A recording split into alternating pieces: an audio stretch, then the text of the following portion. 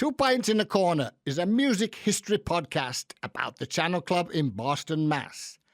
Dinky Dawson and Tony Raine are your hosts. They interview channel performers and workers, bringing out stories and memories of the great music and events that came through this iconic South Boston venue. I'd like to thank Peter Limbo for joining me as guest presenter while Tony is recovering from illness. Today, our guest is Charlie Farron. Peter was his manager during the Channel days. Welcome, Charlie. And hello, Charles. Excellent. And I hope you enjoyed this because he used to be a manager, you know. Yeah, not only that, but Peter, do you still go out to spring training every year? We stopped just a couple of years ago, but yeah, we went for about 10 or 11 years in a row. Yeah, this time of year, I always start to get the bug because now they're talking about, they're talking about the lineup and the roster, and they're already kind of getting started. And it's exciting. I think the Red Sox have made some good acquisitions, and hopefully they'll be in the running this year. Well, you got to understand one thing, my friend.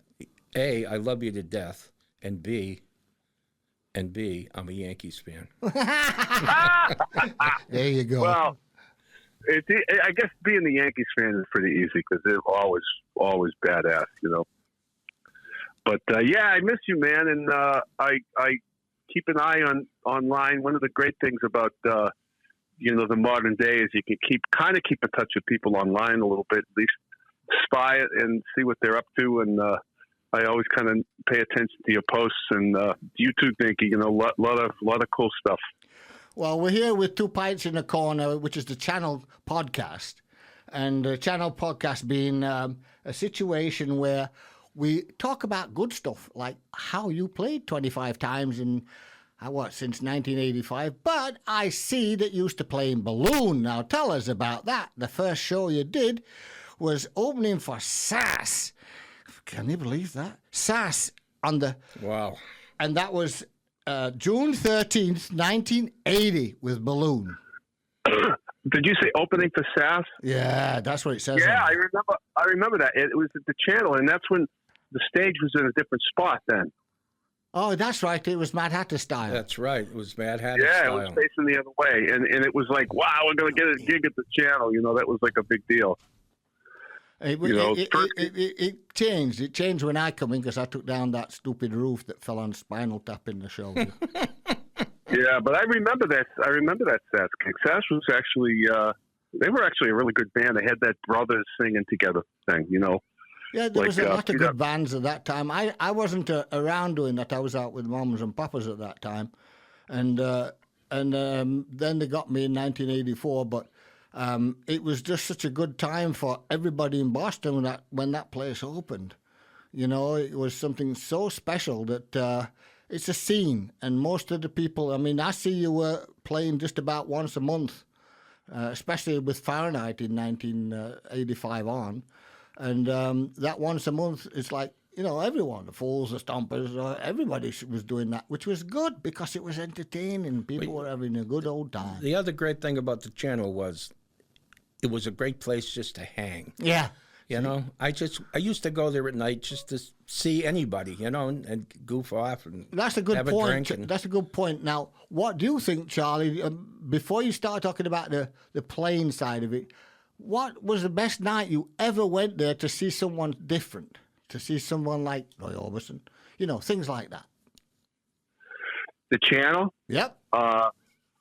Well, when I was younger and just trying to get started, I went on every night. I had to see every band, and I had to see, I studied. I wasn't, I was a real fan in high school. And once I decided to get into it, I would go and just study everything that every band did and learn from what they did well and from what they didn't do well. And I made a point to go out every night to see, Rick Berlin's bands every time he played. And I wasn't working. I'd go to see Rick or the Fools or the Stompers or Butcher or, Oh, that's great education. They're great stuff. Celebration. I'd look to see how they tape down their cables and where they stack Hey, good on, Charlie. Good. Yeah. I show up at sound check. so I could see them load in. But the great thing about you doing all that stuff with the cables and stuff is you could teach Skillet how to do it correctly, you know? Yeah, that was his.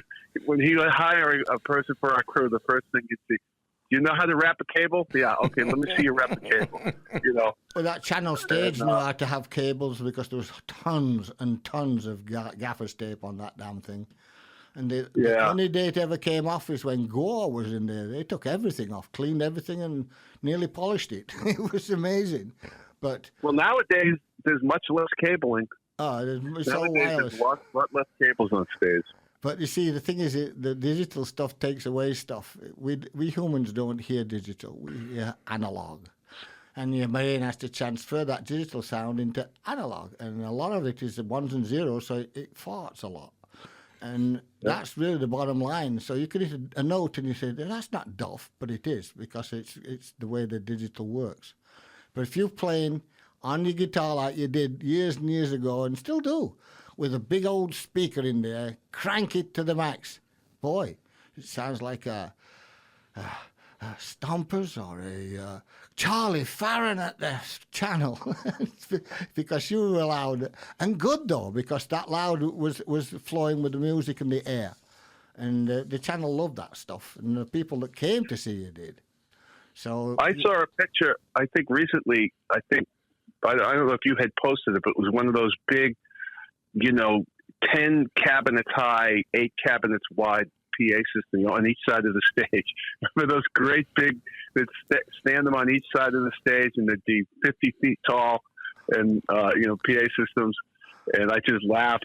Those days were fantastic. Well, I remember those days, Charlie, because somebody would get so messed up, they'd stick their head. You know, it was great. And he'd sit, and some clown would sit there all night long with his head in the cow, like, going, "What are you, nuts?" I know.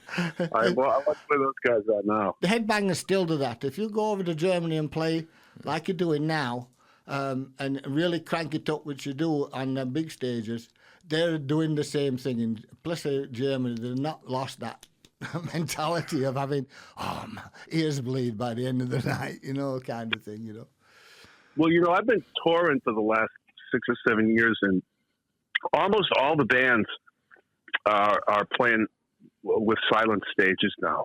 Yeah. And with the exception of maybe Extreme, Joe Perry, I did some shows with Joe Perry a few years ago, and he's still playing through a whole pile of amps and really, really, really loud.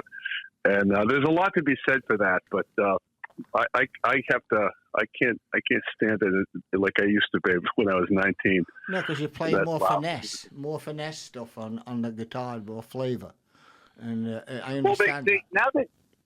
Now they're using they mic them off stage.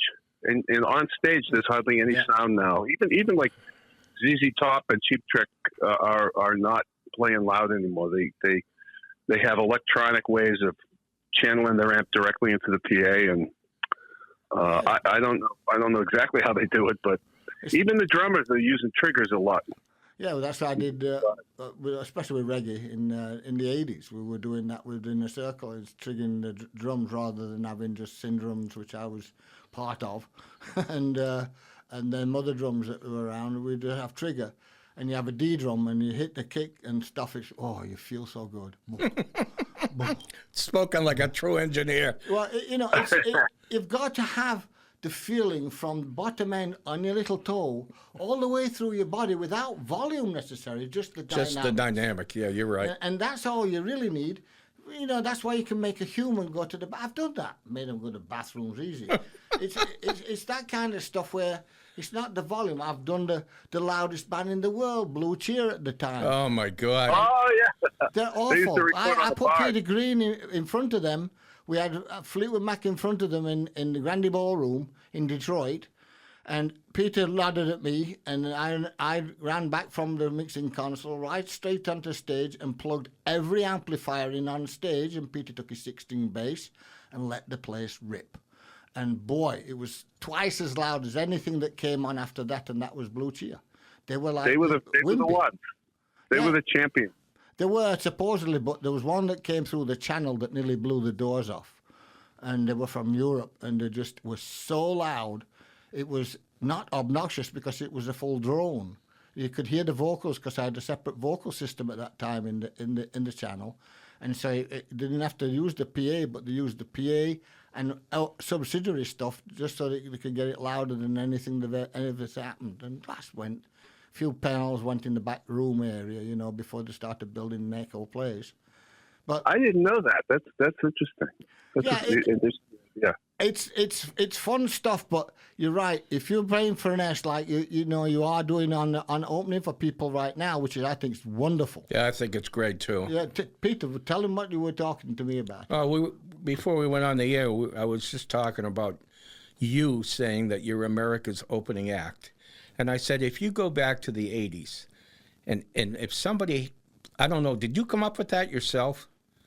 Well, it was a little bit of a joke, and I was doing dates with REO Speedwagon, and Ken came in, and Dave Amato is the guitar player in that band, and he's one of the Worcester crowd. Yeah. And so I knew him, and he told the guys all about, there's Charlie's coming to do a run of shows with us, and so Kevin came in to say hello. He goes, "Oh, great, Charlie, I heard all about you. You're going to open for us on some dates." And I said, "Well, I'm a little bit too old to be an opener. I think of myself more as a special guest." And he went, "That's funny, and then he introduced me as America's special guest. And so I thought that was funny, and it kind of caught on. And now they don't have backdrops; they have projections. Right. Yeah, and the next show I did, they had not Ario, but Cheap Trick had America's special guest, Charlie Fair. Well, there you go. I like that. I mean, I think that is just that. I think that is just fabulous. That's great stuff. So it just caught on, and people say, "Hey, so would you open?" And I said, "Well, I'll do it. I'll be the special guest." I said, well, what's the difference? I said, "Well, it just sounds more expensive. Doesn't cost anything. It sounds like a better bill." It certainly sounds more professional. I like that one. Sounds more. Yeah, it was just really started as a joke. Wow. So what was your favourite at the channel? What was your real favourite? I know now you've told me you've been seeing so many. I know where that's at and it gets mind-boggling. But there's got to be one that kicked your butt big time that really said, "That's what I like." Well, I have always been very impressed with Extreme. And I was always impressed with Rick Berlin's groups. I think, you start doing this and you leave people out. That's what I'm using. I don't want to do that, but I would always go and check out Rick's bands. I'd check out Butch's bands. I'd go to see Sal's bands.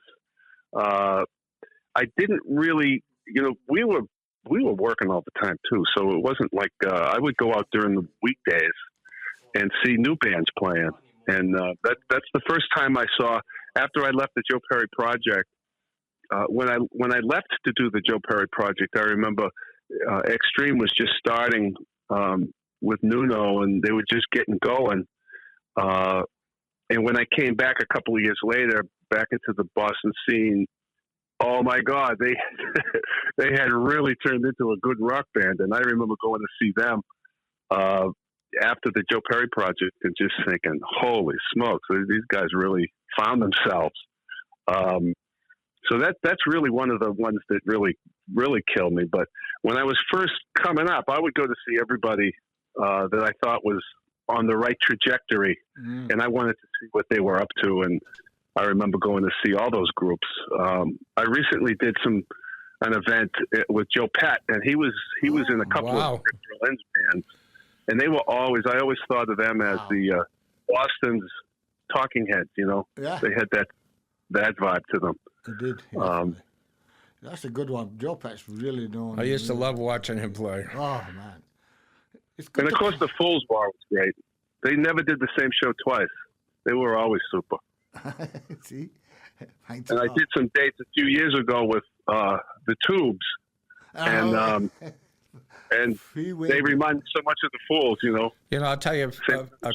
I'll tell you a quick funny Fool story. Tim Collins worked for Casperson and Peter Casperson in New York. And I had never met Tim. And the Fools and the Stompers did a benefit for WBCN when they went on strike. And here's Tim Collins walking around with his black velvet jacket on stage, giving orders to people. You know me well enough to know I don't pretty much acknowledge taking orders from somebody, especially some guy who was overweight, and I didn't like him to begin with. So we had nothing but fights the entire show. And about 3 days later, I get a call from my lawyer at the time, Mason Daring from Marblehead, going, I want you to meet a friend of mine. I want you to meet Tim Collins. I'm like, Tim Collins? Boy, are you calling the wrong guy for the wrong... No, he's going to be at the music complex, and I want you two to go and have lunch and become friends. And as things would have it, Tim and I became best friends because of that. Yeah. And yet I hated his guts the minute I met him. Well, I mean, you know something? That's what it's about when you're trying to get yourself established. You bump into people who are also trying to get themselves established, and I mean, you learn a lot from that whole experience. You know, Tim is doing really well now. That's what I'm talking about. You know, when Dinky asked me to do this, and I was thinking about you and how there were, maybe 6 or 8 real top-notch, you know, leaving Giles and the Cars out, 6 or 8 really top-notch Boston original bands, you know, and you couldn't go wrong with any one of them, you know, and I just thought about how rich this town was in talent, you know, and everybody had their own little corner of the world, but nobody really talked to each other. You know, now I see Charlie playing with this guy and Sal playing with Butcher, and, you know, and now all of a sudden everybody's sort of bonded together and everybody's friends. I wish it would have been like that back in the 80s and early 90s, you know. Yeah, you know something though, it wasn't that we weren't friends. It's just that we were all vying for the same. Yeah, you're right. You know, the same spins on the radio or the same good gigs. That makes sense. That's it. Yeah. You know, and now we're all older, and I'm just happy to be considered, you know, among the survivors. Well, and I'd like to think that there's still a robust scene in the clubs that's invisible to me because I don't go out like that anymore. But there aren't that many clubs anymore like there were when, you know. I'll tell you one thing, man. I to this day, if somebody asks me, and I'm going to ask myself so I can answer the question, who the best, blatantly the best songwriter was out of all of those people, I'm going to say 2 words, Charlie Farron. I think, honest to God, I think you wrote better quality songs. A lot of people had 3 great ones or 4 great ones or whatever. They did a couple of great covers to close the show that made people go nuts. You wrote quality music. Yes. And I would say that to anybody. You absolutely, I was telling Dinky this before we got on the air, but that song, Fool in Love, every time Fahrenheit sang that song, I cried. I would be in the back of a hall, wherever, alone, and that song absolutely then and now would absolutely bring me to tears. It was such an absolutely gorgeous, beautiful song. Well, I appreciate you saying that. I focused on, I focused on, instead of being a hotshot guitar player, I kind of focused on being a songwriting self-accompanist, you know. I still do, you know, that's still the thing that motivates me. And I love hotshot guitar players, but I really, really love the James Taylors and the Paul Simons and the Joni Mitchells. There you go. Yeah. Sean Colvin. Some of these, you know, another one that I don't hear from too much anymore, who I thought was a fantastic solo guitar playing singer, was Jonathan Edwards. Oh yeah, definitely. I did work with Jonathan. I saw him play, and I was so blown away by his command of guitar and voice and audience, you know, control. And he's still out there doing it. really strong. There was him, but there was also giving you a different.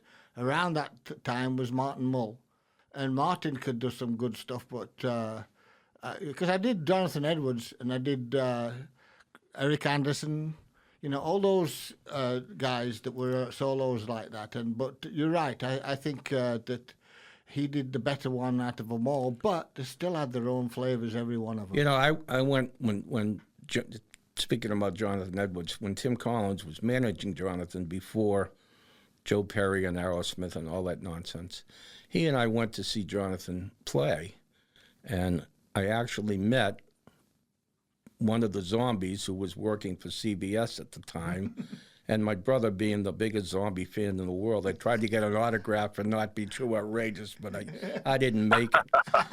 But the funniest thing was there was this lawyer named Paul Schindler who was there, and Tim was trying to get him to sign Jonathan Edwards and shop a deal for him.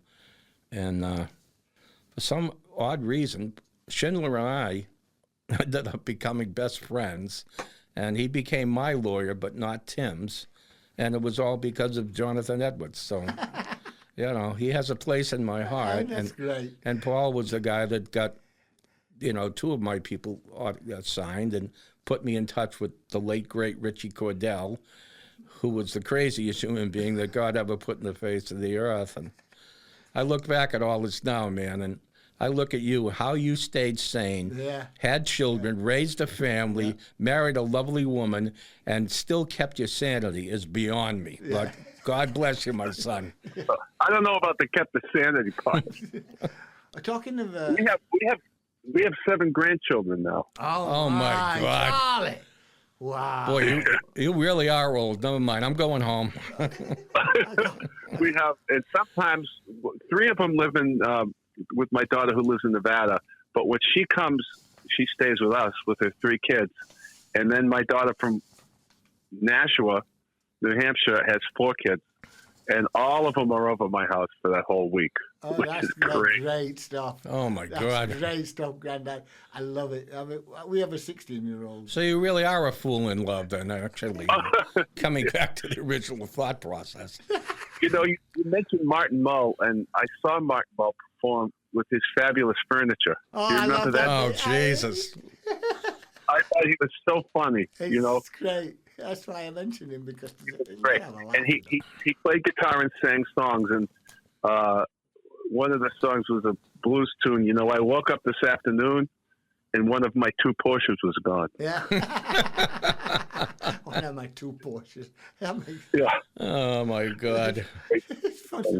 I've got a request here. Because Tony's not with us, Tony Raine, I'd like to hear what you did with Tony. I had a good time with Tony at the channel, because he was a really good general manager at that time and running around and helped every artist he could possibly do with what was going on. What were your thoughts on Tony there? Well, my involvement with the channel was really from mostly the bands and crew perspective. I know of Tony and I know Tony, but I don't really know him well. And he was kind of working on a plane that was not visible to me. I was focused on what was happening on stage always. So I know that the management changed, and I wasn't really aware of those eras as they came and went as to the management team at the channel. You were just focusing on the personnel regarding the production and stuff. Yeah, I was. I mean, I went to, after high school, I went 1 year to college, and I saw a band playing on our campus, a local group, and boy, they sounded good. And I thought, my band doesn't sound like that. What am I doing here? I need to be learning how to do that. Yeah. That's what I want to learn. Yeah, excellent, Charlie. Excellent. Yeah. And I just felt like, the best school in the world is the world. Yeah. Yeah. I'm going to tell you something. And I don't think I've ever heard you talk like this in all the years that I've known you, but you think the way you write songs. You think so methodically the way you're talking now about going out and seeing other bands, what I did right, what they did wrong, what I'm going to do right, what I'm going to do wrong, you write very similarly to that. You write in a very logical, methodical way. You write brilliantly. As I said, I think you have written the best songs to come out of Boston in terms of quality.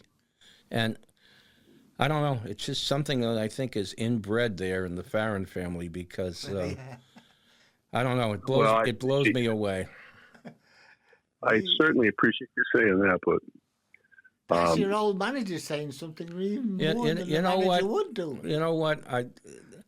How could you help but fall in love with your songs? I just don't. There you go. I don't know how anybody other than some gangbang metalhead could not understand what it is that you write about. And certainly, if you've ever been in love or you've ever cared for somebody, you've got to totally appreciate how you write songs and how you perform. Well, I appreciate that. I'll have to send you some of my latest stuff. I'd love to hear. Because I have working right now. I have 2 songs I'm working on right now. And my latest thing is I'm recording them with a single guitar track and a single vocal track. So it's just guitar and voice. And with no harmonies, no other instruments, and because that's the way I perform. And I thought I'll just try and write songs that work really well that way. That way, yeah. But one of the funniest things when one of the opportunities that we had was to open for Mad Angel at the Kenmore Club at Katie's, and I think it was for 2 weeks. 7 nights a week, and I think it was 2 weeks in a row. And we opened for them, and I was always really in awe of them. They had their act really together at the time.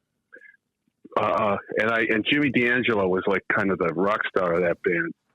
And I remember saying to him, Jimmy, who cuts your hair? How do you get your hair like that? And where do you get your clothes? And he says, oh, my hair, I just look in the mirror and cut off chunks. That's a haircut. I like that one. Oh my God! And the clothes, yeah, I just go and shop at the women's department. And I thought, brilliant, genius. You just would get those kind of flowy tops, and he was like a big influence on me early in my career. Except you had to go to the big and tall shop because being 8'6", large ladies. But anyway, that's how you learn. You just learn by observation and adventure. Well, it's funny you talk about learning by observation. When I first decided I was going to get into the music business, I kind of learned with a cover band that used to rehearse at the music complex, and that sort of gave me an idea of how this thing all works. And I can remember years later, I was managing Mighty Sam McLean and Weepin' Willie Robinson. Oh, God, I remember. I was at the channel upstairs, and I was in a suit and tie. Yeah, that's you. And I forget the manager's name, God rest his soul, but he came up to me and he goes, "Are you Tim Collins' chauffeur?" I always see you with Tim. And I was like, I was like, well, no, not actually, but, I am responsible for this. In a way, I am responsible for this sold-out crowd here on a Saturday night in Harvard Square. But, I remember you were one of the first guys I knew who had an early cell phone. Yeah, I had the first bag. I had the first bag phone. Yeah. Yeah. I remember thinking like, "Wow, the future is here." I can remember. Nobody had them. And Tim Collins finally got one, but he got the small, like the radio, looked like a World War II radio thing. Yeah. But I can remember the first or second day I had that phone, it was like $3 a minute for incoming or outgoing calls. I'm in the North End with Nance Greenspan, who said hello, by the way. I talked to her today. We're walking down the street on our way to dinner, and she said, wow, a telephone. Can I call my mother? And I said, yeah, but just say hello. When I tell you that we walked from one end of the north end to the other, that was about a $58 telephone call. When I'm only going to say hi, you know. She said, you're not going to believe this, but we're walking down Hanover Street, and I'm talking on Peter's cell phone. The kids today would not appreciate how wild that was when that started happening. Well, you know, I guess in my life anyways, I tried to stay ahead of the curve if I could, you know. You did. You did for sure. I can remember, you know, years later in the 90s when I sort of got pushed back into the business after wanting to get away from it. A lawyer friend of mine came and said, I just met this guy, Mighty Sam McLean, and he wants me to be his lawyer, but I had to get him out of the Somerville jail. But I think you might want to meet him. I'm like, really? I want to meet some guy who's been in jail that you had to bail out. So I went and had lunch with him at the Newbury Steakhouse. Now, he seemed like a nice guy. He was from Louisiana. I knew nothing about him. I ended up walking back to John Messina's studio by Fenway Park. I go upstairs, and he has his big screen TV on. This has got to be, I'm guessing, 91 or something, maybe. And we're watching the Channel 4 news, and they're interviewing men on the street about busing. And of course, they find this heavy-set black dude, all dressed in black, hanging on the corner, and the guy goes up to him and says, sir, how do black people feel about busing in Boston? Now, Sam's only been in Boston for 3 weeks, and he spent a week of it in the Somerville jail. So, I mean, he knows nothing about it. And I'm saying to John Messina, that's the guy I just had lunch with. And he's going, what? And I'm saying to myself, this is kismet. I was meant to work with this guy. And then, of course, we ended up headlining festivals in Europe, and I had never been to Europe. And, you know, I just remember landing in Belgium and having him crying on my shoulder, trying to get through security, going, everybody's promised to do this, and I can't believe I'm finally here, thinking that I had been to Europe many times, and it was my first time there, too. So, but I don't know. It's a weird business. It's fun, though. Sam McLean, yeah.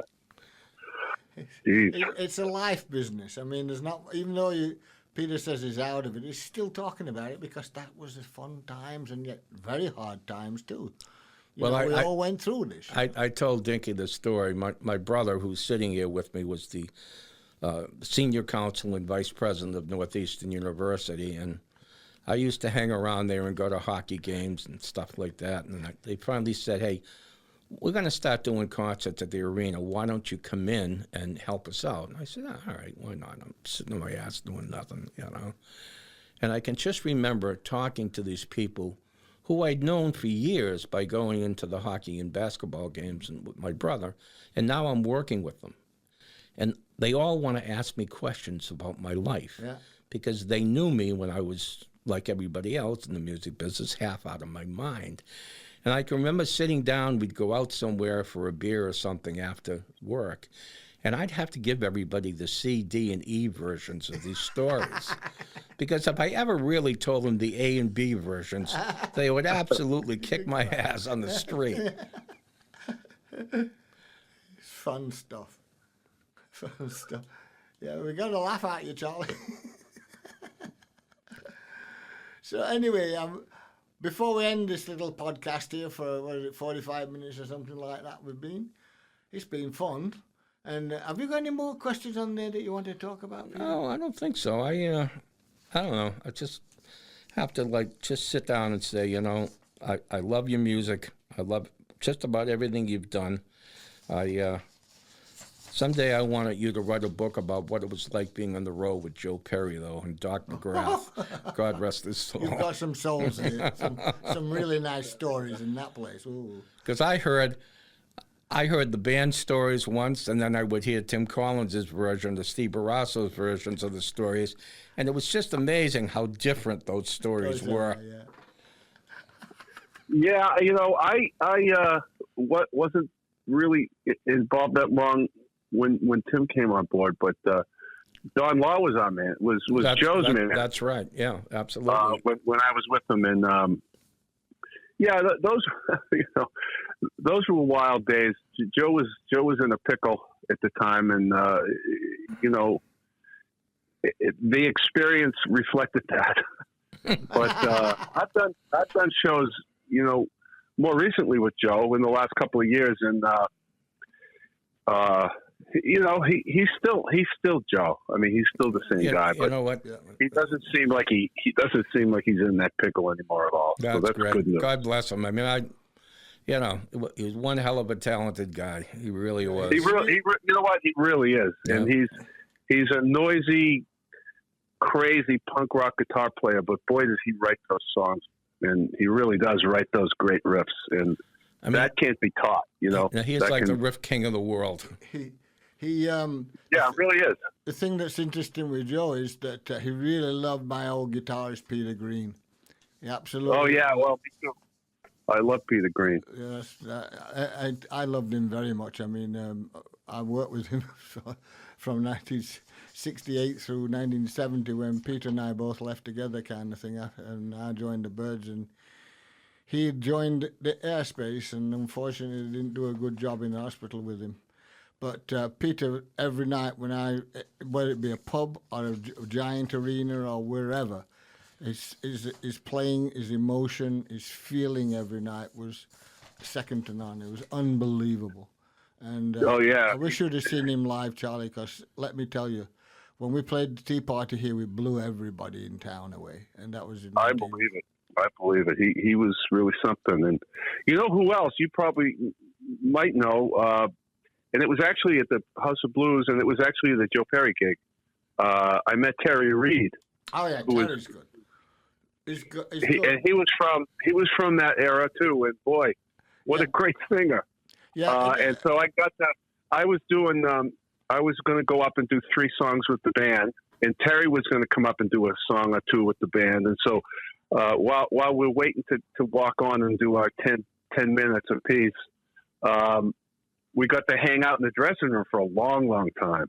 And that was really fun to kind of chat with him. And he was he was like a cool underground hero for me when I was like in high school. And all the guitar players I knew, all the guys who were a little bit older than me were just crazy about Terry Reid. And that was really cool to meet him. It's the White Boy Blues stuff. Terry and Stan Webb from Chicken Shack. All those characters that came along were so good at what they did emotionally because they just let it out from the heart. And every note, that's why Peter plays so many less notes than Eric Clapton did. And when he was great though. We used to do Oh Well. We used to do Green Man Alicia. Oh, you don't know what that's about. Oh my God. We used to do his version of Black Magic Woman. Yeah, back. Well.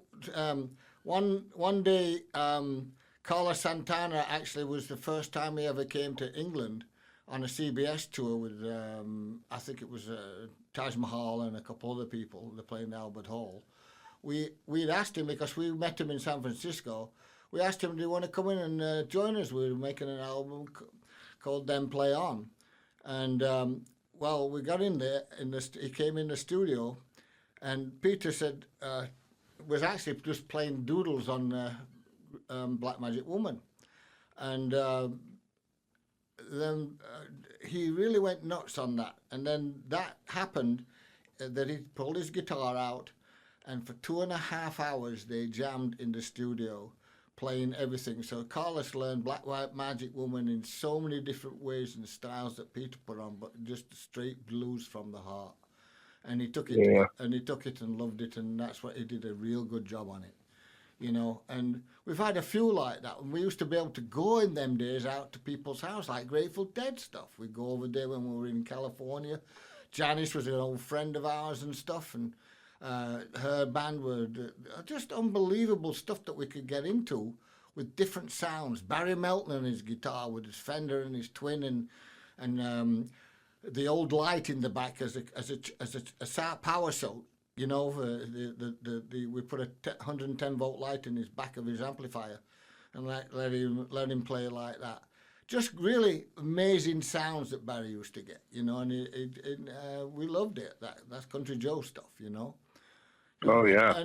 And then, as I said earlier on one of these earlier podcasts, I mentioned that when we came with Fleetwood at one point, we played in Houston, and these young lads came over to see us, and they wanted us to go back afterwards and jam with them. And they've been doing this with every English act that came through. Eric did it, and umpteen others. So Peter and Danny and I said, I'll go with you. And we went over to these guys' house.